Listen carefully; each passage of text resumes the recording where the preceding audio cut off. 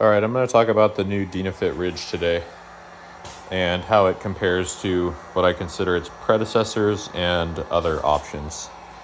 So the immediate comparison slash predecessor that I will use will be the La Sportiva Scorpius, of which I skied the first two generations, and I've not skied the latest BOA generation. And my wife still skis the women's version, which I think is called the Stellar. So this was the first boot in the 12 to 1300 gram weight class that could ski pretty dang well. And mostly that's just due to simple material construction. Okay, so everything else at the weight class before is like this, no tongue. And obviously, if you have no material there, and then all of a sudden you add material, you now instantly have more material stiffness. Okay, so the Scorpius I don't think was as refined. I hate the buckle system.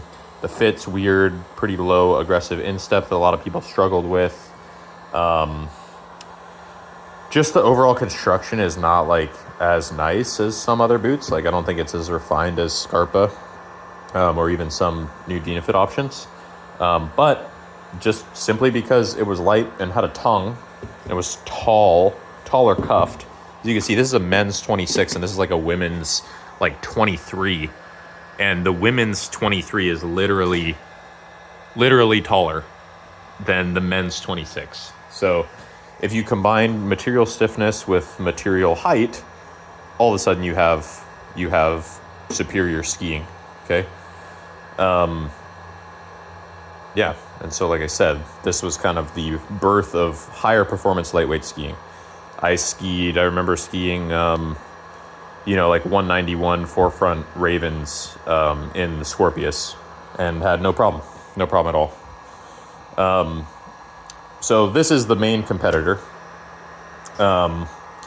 Currently, you basically have the choice of Dynafit Ridge and Scorpius being the only two lightweight boots with a tongue. Technically, I guess you could include the... Actually, I'm not sure off the top of my head if the new Fisher boot has a tongue or not. But either way, the Fisher is much softer flexing. So you have the choice between like ultralights, like the F1 XT, the new Atomic Backland, XTD 120, or the Ridge. And I'm just going to tell you straight up, having flexed the Atomic Backland 120 XTD, if that boot is a 120, this is easily a 130 plus. Now, I don't agree that the XTD 120 is a 120. I think it's like 100. I find Atomics to be extremely soft flexing.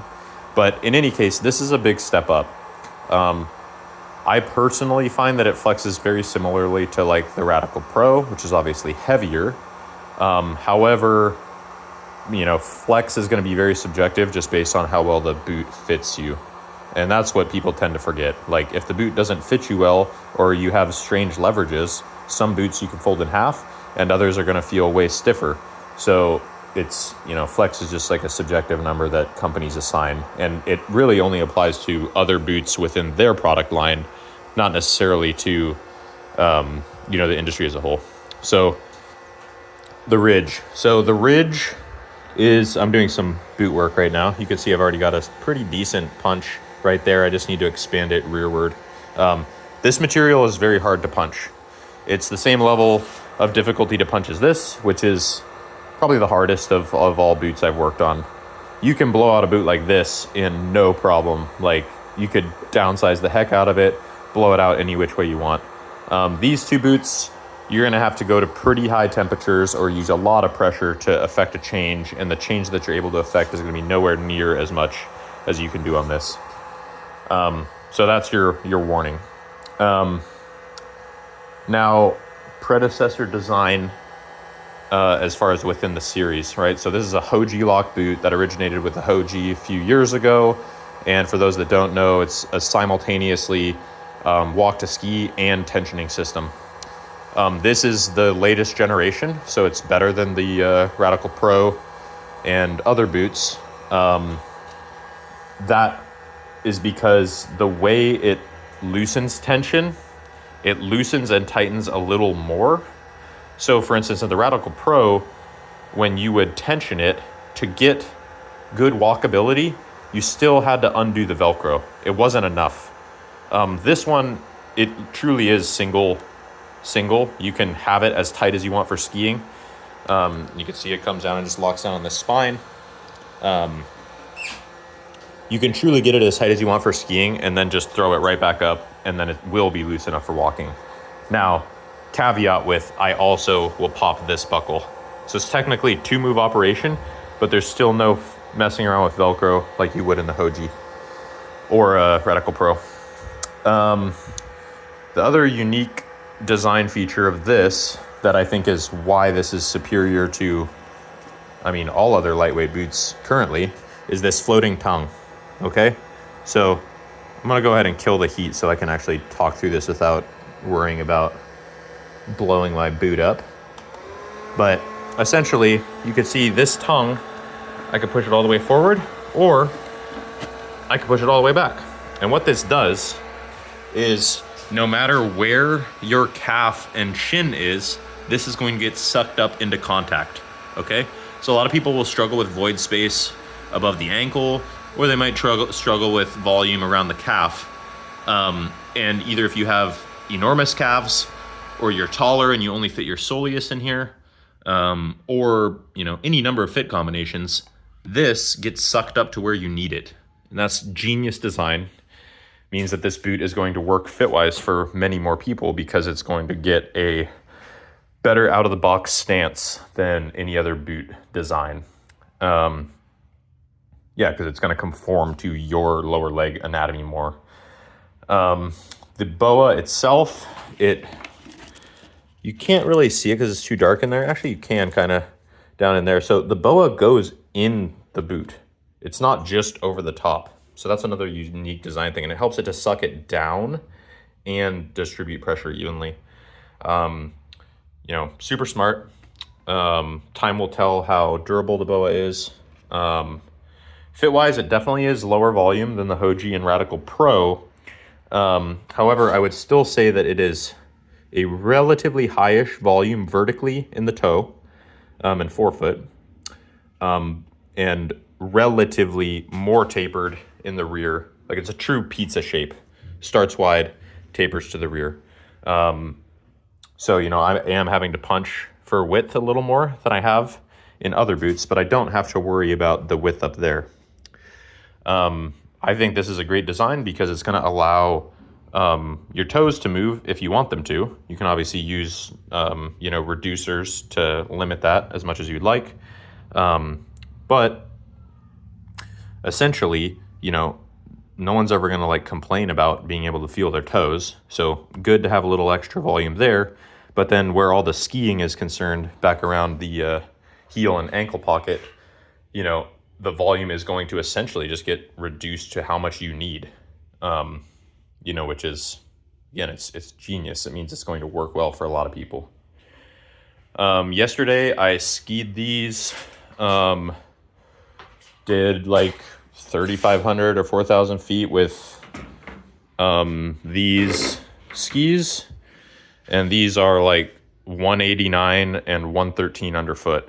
So this is not a baby ski. This is a big boy ski designed for big powder turns. It's got a 30-meter turn radius. And while I wouldn't say my skiing was the best, I would say that was just related to using the stock liners and having done zero fitting, zero anything. Just throw the boot on and go skiing. So the fact that I could handle a ski like that and make some big, long powder turns at as much speed as I wanted in a 1,300 gram boot, that's kind of insanity. I don't have my gram scale with me, but this is without liner, and we're looking at 2 pounds, 9 ounces.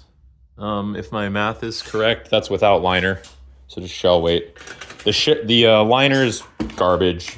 It'll work fine for some people. It's the same level as garbage as the stock Scorpius. Maybe slightly better. Where do I have it? Have it right over here. Pretty thin. Works okay. Some people are not going to have any issue with it, but I prefer generally beefier liners. And just because of stance and how I want to engage the cuff, I've decided to go with the Intuition Tour wrap on them. Didn't have any issues molding that and throwing it in here. You know, great Vibram grippy sole, nice and chunky, not going to immediately disintegrate like this boot. So overall, super high marks, very impressive boot. I think this is going to please a lot of people, and I think it's going to reduce a lot of people's quiver, because now they're going to have a lighter boot that walks essentially as good as a 2-buckle boot, but skis a lot more like a 4-buckle boot. Like I said, I immediately would have no problem like giving up 5 to 10% skiability over a Quattro or Maestrale, and have a boot that walks a lot lighter. And like I said, could handle near 190 centimeter skis, you know, with 113 underfoot, with a huge turn radius, both in tight terrain and on big open faces. So, and there's videos of Hoji sending just insane cliff lines, which he probably could just do in tennis shoes, but, you know, needless to say, it's a stout boot for the weight, and I think it's a big upgrade over the Scorpius, and it should fit a lot more feet. Overall, very impressive. Really, the only thing that you need to know is how durable it will be, and, you know, if there's some weird fitment issue that it doesn't work for you. But yeah, that's that. High marks, highly recommended. Definitely pick up a pair if you're looking to reduce your quiver size.